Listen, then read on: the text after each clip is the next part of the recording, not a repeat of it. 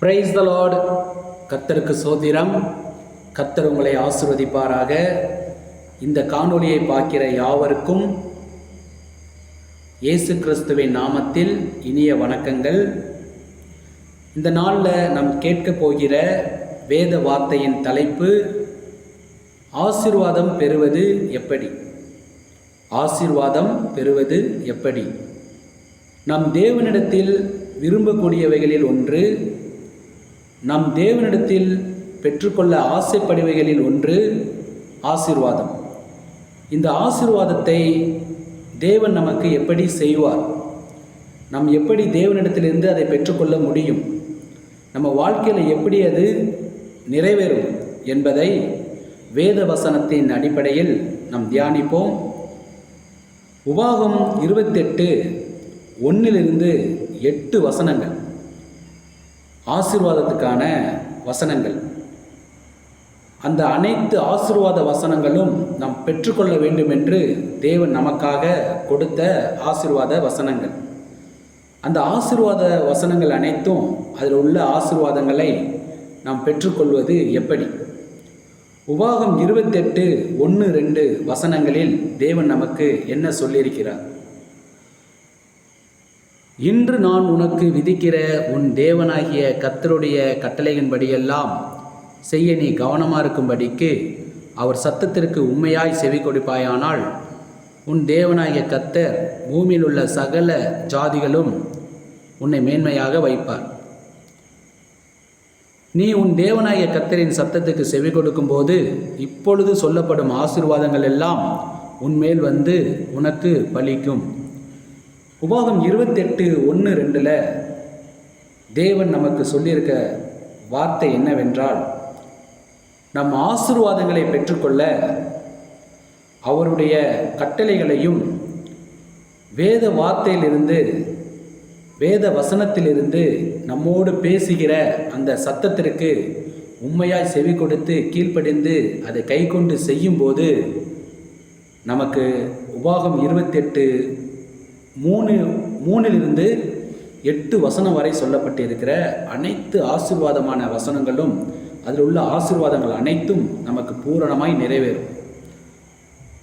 ஆண்டவர் இப்படிதான் இந்த ஆசீர்வாதத்தை பெற்றுக்கொள்ள வழிமுறைகளை வைத்திருக்கிறார். அவருடைய 10 கட்டளைகளை கை கொண்டு நடக்க வேண்டும். வேத வார்த்தையிலிருந்து, வசனங்களிலிருந்து நம்மோடு பேசுகிற அவருடைய சத்தத்திற்கு உண்மையாய் செவி கொடுத்து கீழ்ப்படிந்து அதை செய்ய வேண்டும், அதன்படி நடக்க வேண்டும். அப்பொழுதுதான் இந்த ஆசீர்வாதங்கள் எல்லாம் நம்ம வாழ்க்கையில் பெற்றுக்கொள்ள முடியும். உபாகம் 28:2 வசனத்தில் தெளிவான ஒரு காரியத்தை நம்ம வாசிக்கிறோம், கேட்குறோம். நீ உன் தேவனாகிய கர்த்தரின் சத்தத்துக்கு செவி கொடுக்கும் போது இப்பொழுது சொல்லப்படும் ஆசீர்வாதங்கள் எல்லாம் உன்மேல் வந்து உனக்கு பலிக்கும். ஆண்டவர் அவருடைய வேத வசனத்திலிருந்து நம்மோடு பேசியிருக்க அந்த சத்தத்திற்கு கீழ்ப்படியணும். அவர் நமக்கு கொடுத்திருக்க 10 கட்டளைகளை கை கொண்டு நடக்க வேண்டும். அவர் கொடுத்திருக்கிற 10 கட்டளைகளை கை கொண்டு நடக்கும்போது, அதுக்கு கீழ்ப்படியும் போது, அவர் சத்தத்திற்கு நம் செவி கொடுத்து கீழ்ப்படிந்து கை கொள்ளும்போது, நடக்கும்போது, அதுக்கப்புறம்தான் இந்த ஆசீர்வாதங்கள்லாம் நம்ம வாழ்க்கையில் கிடைக்கும் அப்படிங்கிறத தேவன் நமக்கு தெளிவாக சொல்லியிருக்கிறார். அதுக்கப்புறம்தான் அந்த வசனங்களில் ஆசீர்வாதங்கள்லாம் வருது. அவருடைய கட்டளைகளையும் அவருடைய சத்தத்திற்கும் அந்த வார்த்தைகளுக்கும் கீழ்ப்படிந்து கை கொண்டு நடக்கும்போது இப்பொழுது சொல்லப்படும் ஆசீர்வாதங்கள் எல்லாம் உனக்கு கிடைக்கும் அப்படிங்கிற வார்த்தையை ஆண்டவர் நமக்கு சொல்லியிருக்கிறார். அதுக்கப்புறம் தான் அந்த வசனங்களை, ஆசீர்வாத வசனங்களை நம்ம பார்க்க முடியும். நீ பட்டணத்திலும் ஆசீர்வதிக்கப்பட்டிருப்பாய், வெளியிலும் ஆசீர்வதிக்கப்பட்டிருப்பாய். உன் கற்பத்தின் கனியும் உன் நிலத்தின் கனியும் உன் மாடுகளின் பெருக்கமும் உன் ஆடுகளின் மந்தைகளும் ஆகிய உன் மிருக ஜீவன்களின் பலனும் ஆசீர்வதிக்கப்பட்டிருக்கும். உன் கூடையும் வாய்ப்பு செய்கிற உன் தொட்டியும் ஆசீர்வதிக்கப்பட்டிருக்கும். நீ வருகையிலும் ஆசீர்வதிக்கப்பட்டிருப்பாய், நீ போகையிலும் ஆசீர்வதிக்கப்பட்டிருப்பாய். உனக்கு விரோதமாய் எழும்பும் உன் சத்துருக்களை கர்த்தர் உனக்கு முன்பாக முறியடிக்கும்படி ஒப்பு கொடுப்பார். ஒரு வழியாய் உனக்கு எதிராக புறப்பட்டு வருவார்கள், 7 வழியாய் உனக்கு முன்பாக ஓடி போவார்கள். கர்த்தர் உன் களஞ்சியங்களிலும் நீ கையிடும் எல்லா வேலைகளிலும் உனக்கு ஆசீர்வாதம் கட்டளையிடுவார். உன் தேவனாகிய கர்த்தர் உனக்கு கொடுக்கும் தேசத்திலே உன்னை ஆசீர்வதிப்பார். இப்படியாப்பட்ட அனைத்து ஆசீர்வாத வசனங்களும் அதில் உள்ள ஆசீர்வாதங்களும் நமக்கு நிறைவேற மேலே உள்ள வசனங்களில் சொல்லப்பட்டிருக்கிற தேவனுடைய அந்த வார்த்தையை நாம் கை கொண்டு நடக்க வேண்டும். ஒன்று, நமக்கு தேவன் கொடுத்திருக்கிற 10 கட்டளைகளை கை கொண்டு கீழ்ப்படிந்து அதை செய்ய வேண்டும், அதன்படி நடக்க வேண்டும். 2வது, வேத வசனங்களிலிருந்து நம்மளோடு தேவன் செய்ய சொல்லியிருக்கிற அந்த வார்த்தையின் சத்தத்திற்கு கீழ்ப்படிய வேண்டும், அதை கை கொண்டு செய்ய வேண்டும், அதன்படி நடக்க வேண்டும்.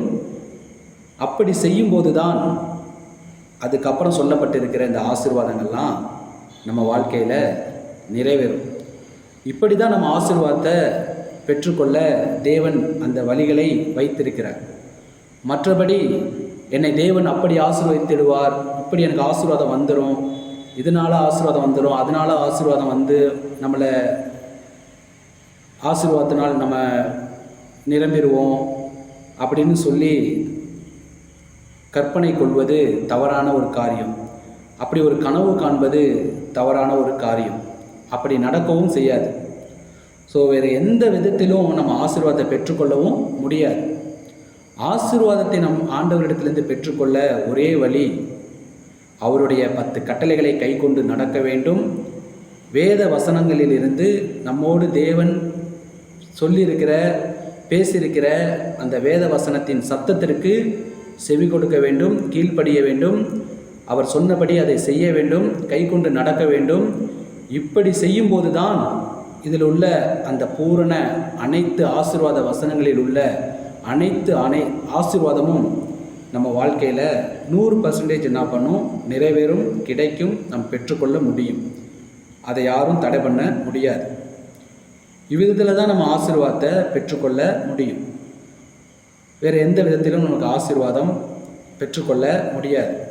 ஸோ தேவன் இப்படி தான் ஆசீர்வாதத்தை பெற்றுக்கொள்ள வேத வசனத்தின் அடிப்படையில் நமக்கு ஒரு வழிகளை வைத்திருக்கிறார்.